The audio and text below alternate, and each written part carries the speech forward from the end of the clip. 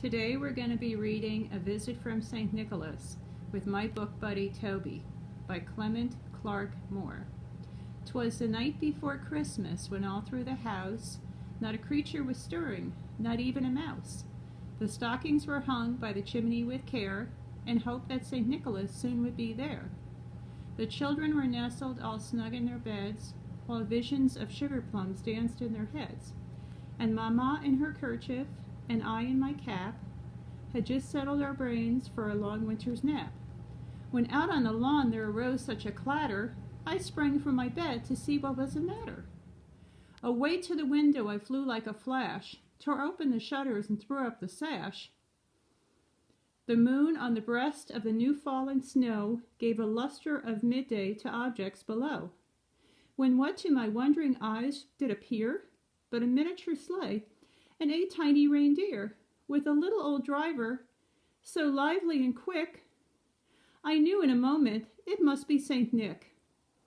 More rapid than eagles his courses they came, and he whistled and shouted and called them by name. Now Dasher, now Dancer, now Prancer and Vixen, on Comet, on Cupid, on Donner and Blitzen, to the top of the porch, to the top of the wall. Now dash away, dash away, dash away all.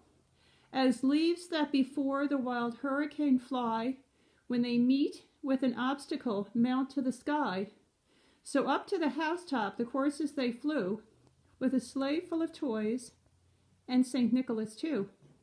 And then in a twinkling I heard on the roof the prancing and pawing of each little hoof.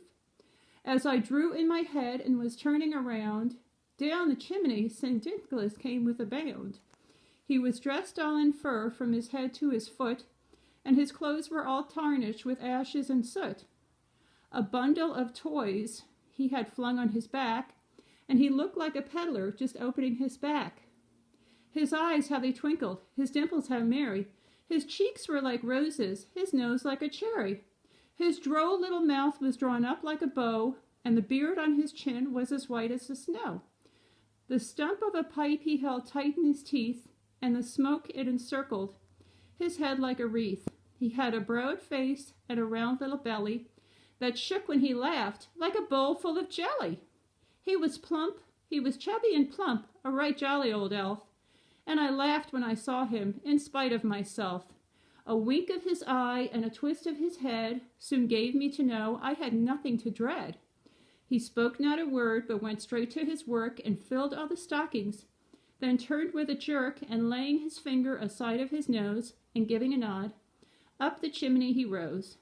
He sprang to his sleigh, to his team gave a whistle, and away they all flew like the down of a thistle. But I heard him explain, for he drove out of sight, Happy Christmas to all, and to all a good night.